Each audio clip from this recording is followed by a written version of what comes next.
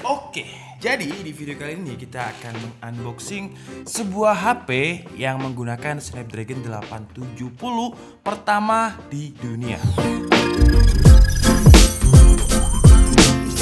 Dan perkenalkan, ini adalah Motorola Edge S 5G. Namanya lumayan panjang dan HP ini saya beli atau istilahnya titip dari sg.zipshop ya. Jadi di sini udah ada beberapa dokumen dan untuk harganya saya beli itu sekitar $619 Singapura tapi ya, bukan USD, jadi beda.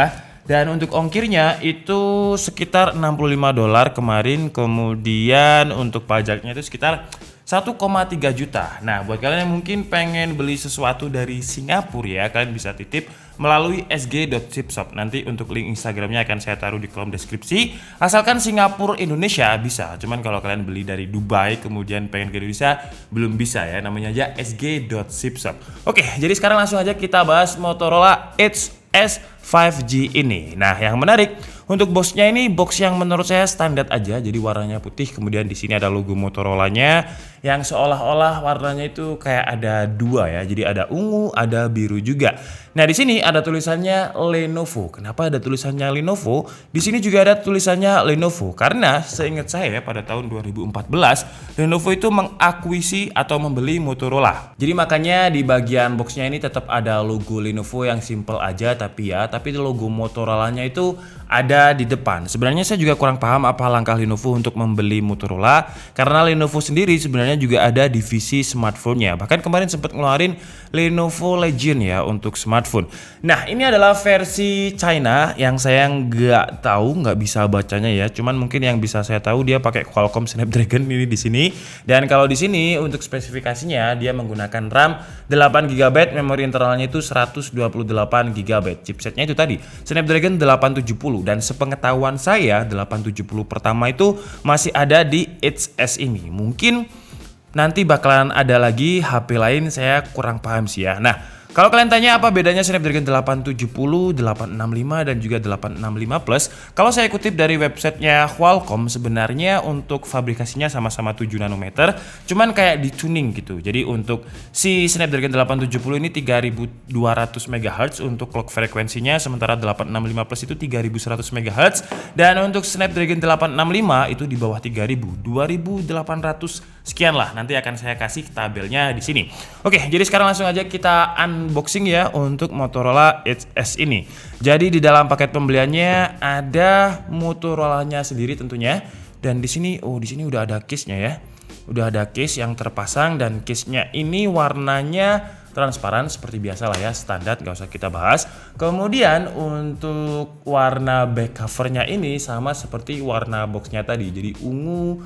Kalau misalkan kita reflek-reflekan itu dia warnanya kayak seolah-olah warna bunglon gitu, ungu, biru, ada warna pastelnya juga, ada toskanya juga. Kemudian di bagian back covernya terdapat logo Motorola yang di engrave dan ada seolah-olah quad kamera. Sebenarnya dia triple kamera aja dengan kamera utamanya itu 64 megapiksel wide, 16 megapiksel ultra wide, 2 megapiksel lensa depth, dan di bagian kanan pojok bawah kalau kalian lihat kan kayak tidak ada lensanya ya. Karena memang itu bukan lensa, itu adalah TOF 3D. Kalau di iPhone biasanya disebut dengan lidar. Kemudian di bagian bawahnya juga ada dual LED flash. Di bagian depannya ada dual selfie kamera. Jadi ada 16 megapiksel wide dan 8 megapiksel ultra wide. Di bagian kiri ada tombol shortcut. Jadi kayak tombol shortcut yang bisa kita atur untuk ke menu apa. Di sini juga ada SIM tray. Jadi sekarang kita coba ya. Sambil saya pengen nyobain kartunya karena kan kita udah bayar pajak yang 1,3 juta tadi. Jadi seharusnya sih nggak ada masalah. Dan sekarang kita coba aja pakai kartu Telkomsel. Karena katanya kalau misalkan Telkomsel udah bisa, semua kartu itu pasti bisa. Dan untuk SIM-nya dia hybrid ya. Dia bisa dual SIM atau SIM-nya yang nggak kalian pakai bisa jadi micro SD. Dan sekarang kita coba dulu untuk pakai kartu Telkomsel. Apakah sinyalnya keluar? Seharusnya keluar. Kalau nggak keluar nanti kita bisa komplain ke bagian bea cukai. Oke, sambil kita tunggu, kita nyalakan dan sekarang kita lanjut ke untuk konektivitas. Di bagian bawah masih ada audio jack-nya, kemudian ada konektor Type-C, ada speaker, kemudian di bagian kanan ada tombol power yang juga menjadi fingerprint, kemudian ada volume up and down, di bagian atas ada lubang mic, tidak ada infrared blaster seperti Xiaomi. Karena kalau kita lihat harganya ya, $619 itu sekitar 6,2 juta sampai 6,5 juta lah. Nah, kalau misalkan dia masuk resmi ke Indonesia, harganya itu seharusnya sama dengan Mi 10T sekitar 6 juta sampai 7 juta tergantung variannya. Nah, ini 8GB 128GB $619. Jadi, kalau misalkan dia masuk ke Indo, sebenarnya dia bisa bertarung dengan Mi 10T yang pakai Snapdragon 865. Nah, ini pakai 870. Semoga aja masuk ke Indonesia ya, biar bisa persaingannya itu semakin banyak gitu. Jadi harganya bisa makin murah di Indonesia. Dan seperti yang kalian lihat, sinyalnya udah 4G ya, di sini udah bisa pakai Telkomsel. Dan karena kartu saya itu pasca bayar ya untuk yang Telkomsel, jadi pakainya bintang 88. Apakah dia bisa untuk cek pulsa? Oke, aman. Jadi untuk sinyalnya aman dan sejahtera. Terima kasih untuk pihak Bea Cukai yang sudah mengaktifkan. Dan kemudian kita juga mendapatkan adapter, dan karena belum resmi masuk, jadi adapternya seperti ini, bukan adapter Indonesia. Dan untuk outputnya dia memiliki 20 watt ya. Jadi di sini ada tulisannya 20 watt. Kemudian kita juga mendapatkan konektor Type A to Type C seperti ini. Oke, jadi sekarang kita install dulu beberapa aplikasi untuk hands on aja ya. Untuk reviewnya mungkin di next video aja, biar videonya nggak terlalu panjang, karena saya penasaran banget dengan Snapdragon 870. Jadi untuk tes game dan tes untuk performa mungkin di next video aja. Sekarang kita fokus ke hands on aja. Dan sekarang seperti biasa kita coba dulu untuk benchmark Antutu-nya ya. Dan untuk skornya dia mendapatkan berapa nih? 637.695. Dan coba kita lihat ini untuk yang varian 8GB ya. Kemudian untuk memori RAM-nya dia pakai LPDDR4X quad channel. Untuk memori internal 128GB. Nah, ini ya. Kalau kalian lihat di bagian CPU ini Qualcomm Kryo 585 Prime-nya itu speednya bisa sampai 3,2 GHz. Jadi apa bedanya 865, 865 Plus dan 870? Kalau untuk fabrikasinya sebenarnya sama-sama 7 nanometer, cuman dia kayak di tuning gitu. Kalau di istilahnya per laptopan atau per PC-an, kalau laptop itu biasanya undervolting. Nah, kalau PC itu biasanya kita overclock. Jadi sebenarnya chipsetnya sama-sama 7 nanometer, cuman dia di speednya itu di overclock lagi. Nah, ini sama-sama 7 nanometer. Kemudian untuk GPU-nya juga masih sama, pakai Adreno 650. Untuk refresh rate layarnya 90 Hz dengan resolusinya 1080 x 2520 6,7 inch. Panelnya pakai IPS LCD dengan density atau tingkat kepadatan layar 480 dot per inch. Nah, untuk refresh rate dari Motorola Edge S ini berbeda dengan punyanya Xiaomi. Kalau ini sama seperti di OnePlus ya, jadi dia bisa di lock untuk refresh rate-nya. Jadi di bagian menu ini kalau kalian lihat ada auto, ada 60 Hz dan ada 90 Hz. Nah, kalau di daily driver biasanya kita gunakan auto aja biar dia bisa menyesuaikan nih mana yang pakai 60 Hz, mana yang pakai 90 Hz biar baterainya lebih awet. Atau kalau kalian nggak suka pakai 90 Hz karena terbiasa di 60 Hz mungkin ya, kalian bisa pakai 60 Hz biar baterainya lebih awet. Cuman kalau kalian udah nyobain yang 90 Hz, biasanya kalian akan notice apa perbedaan 60 Hz dan 90 Hz. Terutama untuk scrolling seperti ini ya, dia bakalan kerasa lebih smooth dan juga lebih cepat. Sekarang lanjut ke Geekbench 5. Untuk performa single core-nya itu 971 dan coba kita bandingkan ya. 971 ini di atasnya OnePlus 8 yang pakai Snapdragon 865. Di bawahnya ada S20 Ultra, S20 Plus, OnePlus 7 T, Xiaomi Mi 9T Pro. Kalau untuk multicore-nya dia ada di 2951. Nah, ini di bawahnya OnePlus 8, OnePlus 8 Pro. Kemudian kita juga sempat tes untuk CPU throttling-nya selama 30 menit dengan thread-nya itu sekitar 20 thread. Dan hasilnya di 5 menit awal itu stabil ya.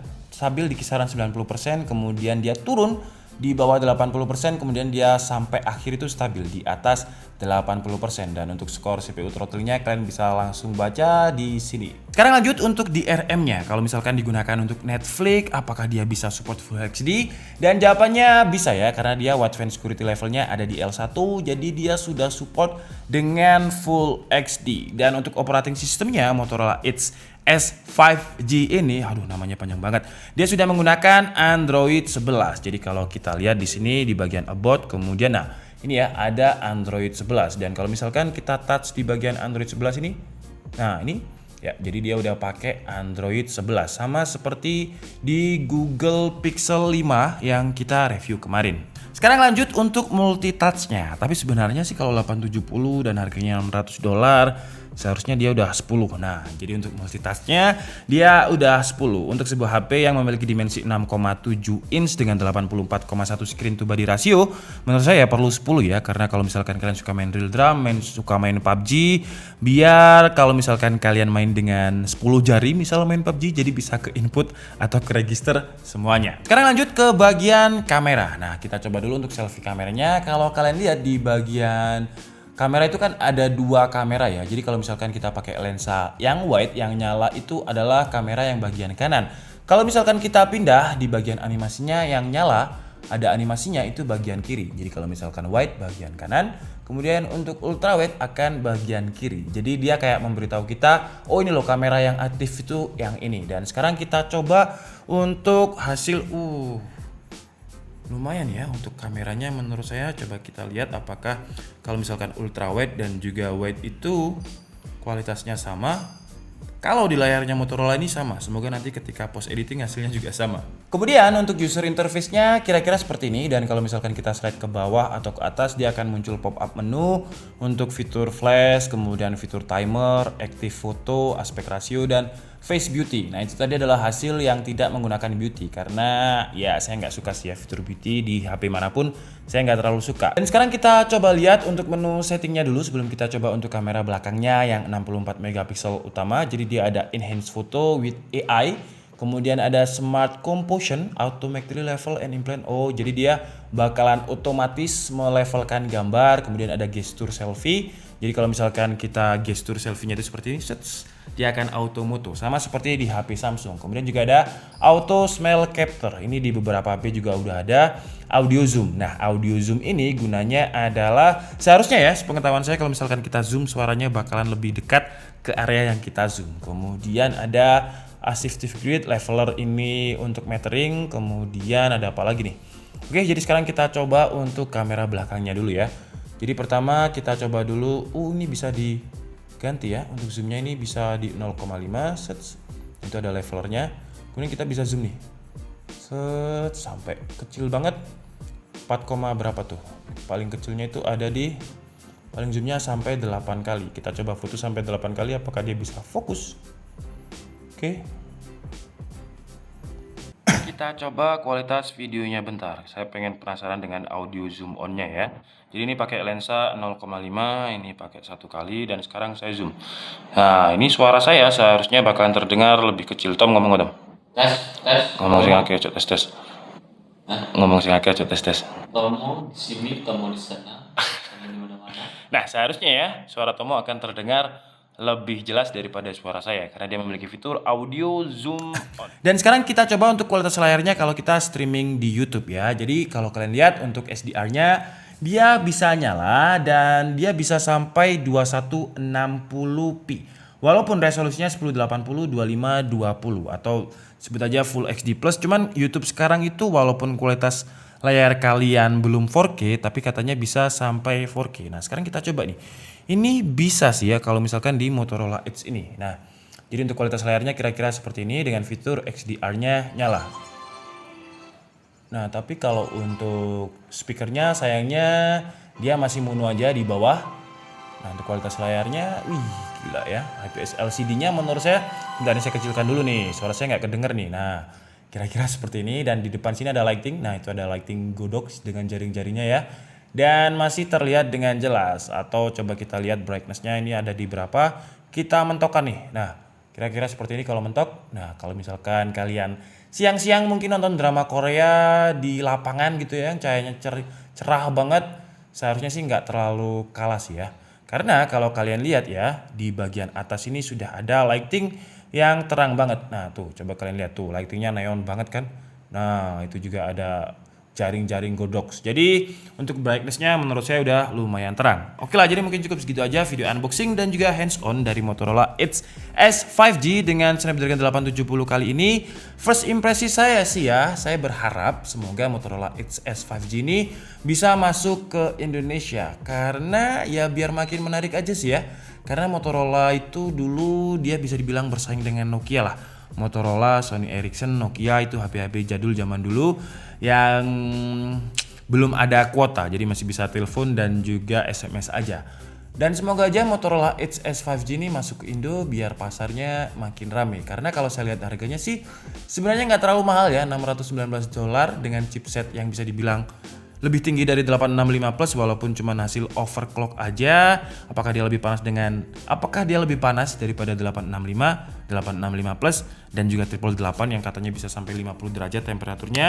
Nanti aja di next video. Tapi kalau untuk first impression saya, pertama saya suka banget dengan kameranya Motorola Edge ini. Cuman yang saya nggak suka adalah vibration feedbacknya, karena menurut saya masih enak Mi 10T ya. Mi 10T itu feel vibration feedbacknya benar-benar kerasa flagship. Cuman kalau ini nggak terlalu. Jadi kalau misalkan, semoga aja kalian bisa denger ya. Jadi mungkin cukup segitu aja video kita kali ini. Saya minta maaf kalau ada kesalahan dalam penyampaian informasi. Seperti biasa kalian bisa mengkoreksinya di kolom komentar. Saya Dika Setia Budi and see you on the next video. Bye bye.